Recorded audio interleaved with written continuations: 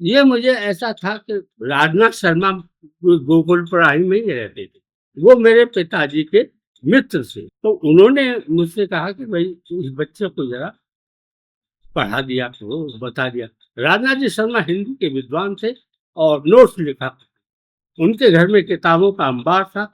मैं वहीं उन्हीं के घर जा करके किताब पढ़ता था। अब बताता हूँ मैं। एक दिन फाइनल की तैयारी में कर रहा था और राजनाथ जी के घर पे बैठा हुआ था, किताब पढ़ रहा था और नोट्स लिख रहा था। तभी एक सज्जन का प्रवेश हुआ। सफेद कुर्ता, सफेद धोती पहने हुए और ऊंचा ललाट, गौर, माथा चौड़ा, तीखी नुकीली आंखें, नासिका भी तीखी नुकीली और होठ पतले पतले गुलाबी और कंधे चौड़े, भुजाएं लंबी, आकर्षक व्यक्ति। लगता है जैसे इंद्रधनुष निकल आया हो। वो राजनाथ जी के घर पर पधारे। राजनाथ जी ने उठकर उन्हें प्रणाम किया, उनका अभिवादन किया। विवश होकर मुझे भी उठना पड़ा। वो व्यक्ति इतना आकर्षक था कि मैं उसे गौर से देखने लगा कि व्यक्ति है। तब राजनाथ जी ने परिचय कराया, तुम जानते हो कौन है? कैसे हिंदी के विद्यार्थी रांगे राव को नहीं जानते? मैंने मुझे बताया था, मेरे कोर्स में ही नहीं है रांगे राव, तो मैं जानूं कैसे? जो मेरे कोर्स में होते तो मैं जानता।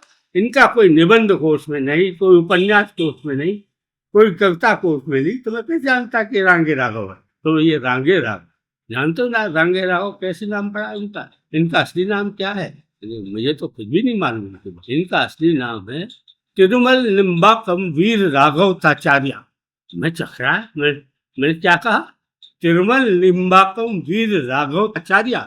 मैंने ये नाम तो अजब है, ये तो तमिल नाम लगता है।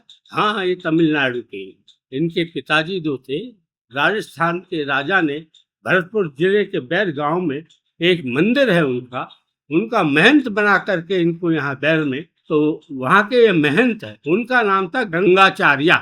ये नाम रांगे राघव, खुद रांगे राघव का रखा हुआ है। रंगाचार्य से रांगे सब बना लिया और राघव तो इसमें था ही, वीर राघव आचार्य। तो इस तरह से इन्होंने अपना नाम रांगे राघव रखा। तब मैं समझा कि एक विचित्र व्यक्ति है। जब उसका नाम इतना विचित्र है तो मैंने कहा ये यहाँ कैसे आए? राजस्थान में रहते थे बैर में, फिर उसके बाद ये आगरा चले आए। अब ये आगरा में बाग मुजफ्फर खां में रहते हैं और हम लोगों के मित्र हैं। कभी कभी हम लोग आपस में मिलते रहते हैं। आज हमसे मिलने चले आए। खैर, वो मुलाकात बड़ी क्षणिक जरूर थी, लेकिन मुझे प्रभावित कर गई। मुझे उस रात नींद नहीं आई। मुझे यही मूर्ति दिखती रही। सपने में भी इसी मूर्ति को मैं देखता रहा। दूसरे बार इनसे मिलन तब हुआ, राजा मंडी के चौराहे पर एक बनारसी पान वाले की दुकान, उसके बगल में एक रेस्टोरेंट है छोटा सा, जिसका नाम था कैफे डी दरोगा। कैफे डी दरोगा। वहां पर रामविलास जी, राजनाथ जी और घनश्याम अस्थाना और भी लोग आकर के मिलते थे। बाबू भाई, जिनका असली नाम राम वशिष्ठ था, लेकिन उन्हें बाबू भाई कहते थे, जो चंदौसी में अब प्रोफेसर होके गए थे। अब तो लेट हो गए। तो ये लोग सब वहां बैठ करके साहित्य चर्चा करते थे। हम भी जा रहे थे तो रास्ते में एक फाटक में द्वारकेश, जो हिंदी के भी ज्ञाता थे, वो बोले कहाँ जा रहे हो राजनाथ? मैंने हम तो रास्ता में जा रहे हैं, चाय पीने हम सब जाते ही, मैं भी चलूँ? मैंने चलो। तो वो भी संग बोली। अब बैठ गए सब। रांगे राघव अपना सिगरेट फूक पिया।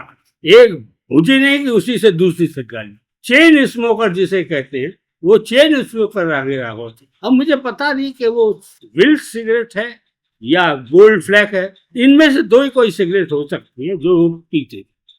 तो वो सिगरेट पीते हुए, धुआं उड़ाते हुए कैफे डी दरोगा में दाखिल हुए। वहां बैठ गए और फिर उनकी एक आदत थी कि जिसको देखना तो घूर के देखते थे, ताकि आधा नर्वस तो वही हो जाता था। इनसे बात ही क्या करता, जब नर्वस ही हो गया इनकी शक्ल देख करके, और घूर के देखते थे। द्वार के इसी तरफ घूर के देखा और राजनाथ से पूछा, ये कौन है भाई? उन्हें की द्वारकेश जी है, एम ए साहित्य रत्न। अच्छा, साहित्य रत्न? उन्हें हाँ। अरे तूने एक अच्छी कहानी याद दिला दी। राजनाथ बोले, क्या कहानी? उन्हें एक साहित्य रत्न थे, उनको कहीं नौकरी नहीं मिली। अब वो भटकते रहे, आखिर एक सर्कस कंपनी में उनको नौकरी मिल गई। और सर्कस कंपनी में क्या था, कोई खास बात नहीं थी, बस शेर की खाल ओढ़ करके शेर की खाल उड़ा दी जाती थी और शेर बन करके पिंजरे में उनको नचाया जाता था। अब इनको शायद तरह से जो करके आए थे उनको शेर की खाल पकड़ करके अंदर छोड़ दिया पिंजरे में। वहां सामने एक और शेर बैठा हुआ था। अब वो घबराए कि अब वो ये भागे तो शेर इनके पीछे भागा। जाल में घूम चक्कर लगा रहे, शेर इनके पीछे चक्कर लगा रहा और जब चलने लगे तो उस शेर ने जो है इनकी कमीज पकड़ ली। उन्हें भागता कहाँ है? अबे मैं भी साहित्य रत्न हूँ मैं भी साहित्य रत्न हूँ, मुझे भी ये नौकरी मिली है। तो इस तरह से आधा नर्वस तो कर दिया। अब अब दूसरी बार वो जाने की हिम्मत नहीं कर सकते थे। देखा, अब तुम भी हंस पड़ी इस किस्से को सुन करके। अरे वहां सब हंस पड़े थे और द्वारकेश की हालत देखते ही बनती थी, वहां से उठ करके चल दिए। तो दूसरी मुलाकात इस रूप में मेरी हुई और मैं खामोश था, मैं कुछ नहीं बोला क्योंकि मैं उस समय जान पहचान हुई नहीं थी।